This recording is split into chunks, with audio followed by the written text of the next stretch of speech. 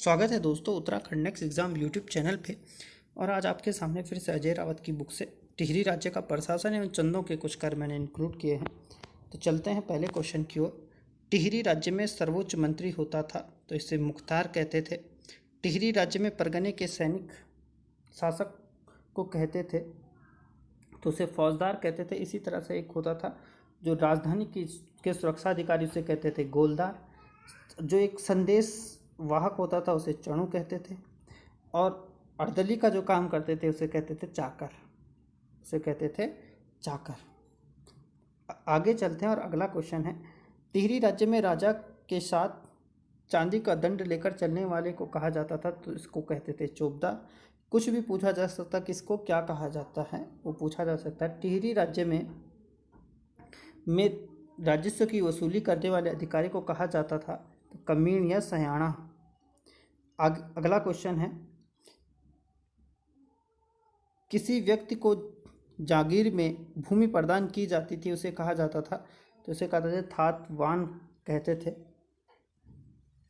और थातवान क्या करता था, जैसे राजा ने इसे भूमि दी थी उसे थातवान, और थातवान अगर उसमें किसी कृषक को बसा देता था तो उसे कहते थे खायकर। क्या कहते थे? खायकर उसको कहते थे। राज्य की आय का प्रमुख साधन क्या था? तो सिरती या भूमिकर, जो उत्पादन का लगभग आधा लिया जाता था। आगे चलते हैं, राजपूत चित्रकला की पहाड़ी शाखा में एक नई शाखा गढ़वाली कलम का विकास किसने किया?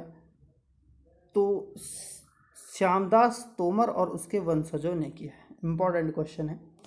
अगला क्वेश्चन है, गणराज्य की मुगल शैली की चित्रकला आरंभ करने का श्रेय किसे जाता है?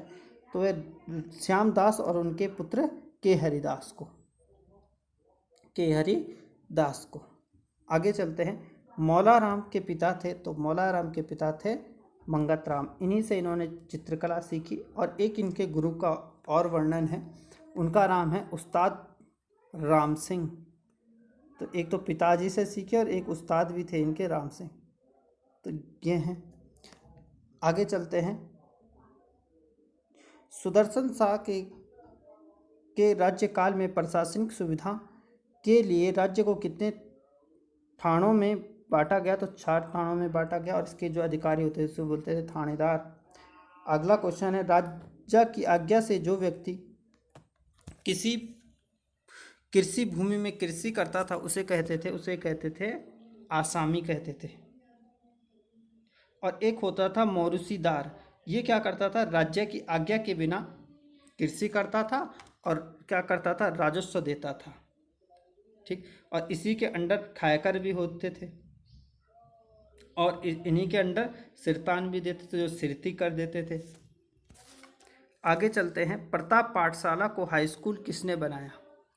तो प्रताप पाठशाला को हाई स्कूल बनाया था कीर्ति शाह। देखो कीर्ति शाह ने और क्या किया, एक बोर्डिंग हाउस का गठन भी बनाया, हीबेट पाठशाला भी बनवाई, मोहम्मद मदरसा भी इन्होंने बनाया, कन्या पाठशाला भी इन्होंने बनवाई। तो ये है। अगला क्वेश्चन है, प्रताप शाह ने राजधानी में पहला खैराती सफा खाना कब स्थापित किया? यानी खैराती अस्पताल एक तरह से। तो ये है 1876 में।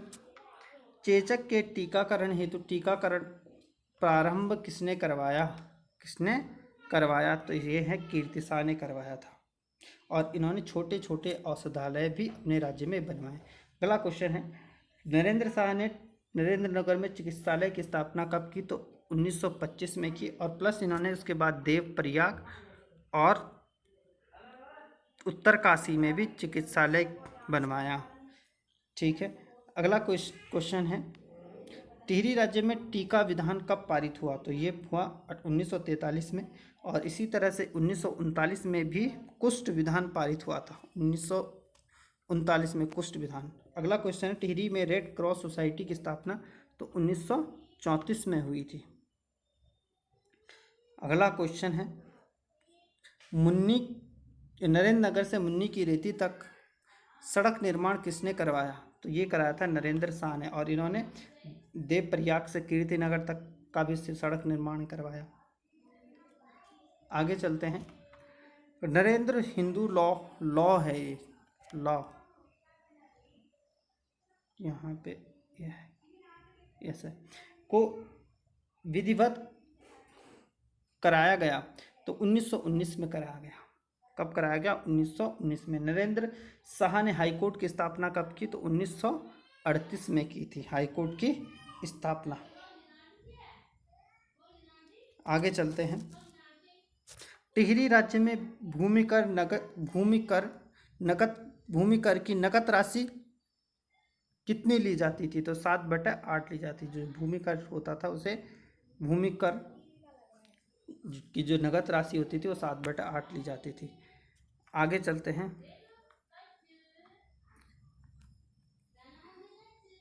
अगला क्वेश्चन है, अब थोड़ा चंदों के प्रशासन को थोड़ा सा देख लेते हैं।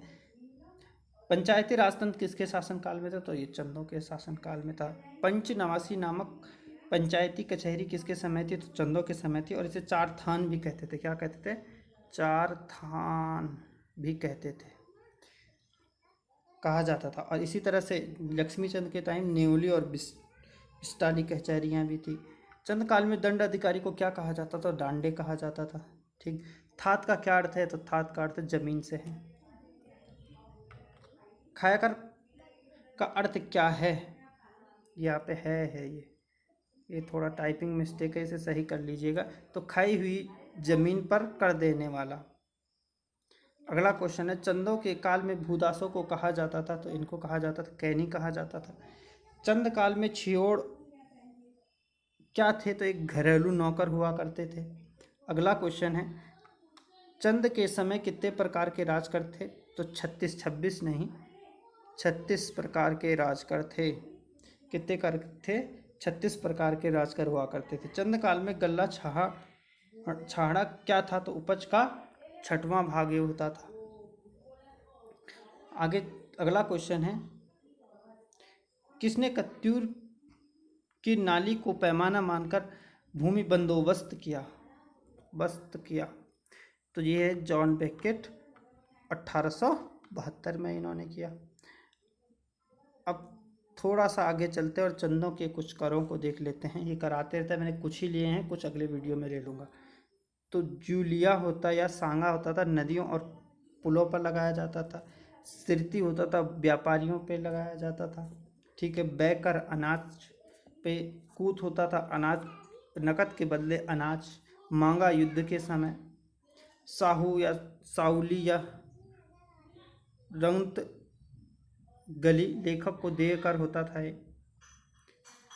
और खैनी या इसको बोलते थे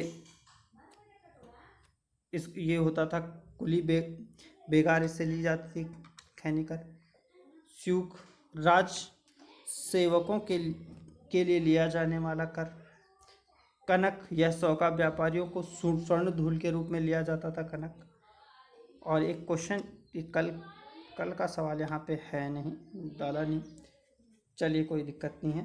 तो अगर आपको हमारे क्वेश्चन अच्छे लग रहे हैं तो चैनल को सब्सक्राइब कर लीजिए और इसे लाइक और शेयर करना ना भूलें।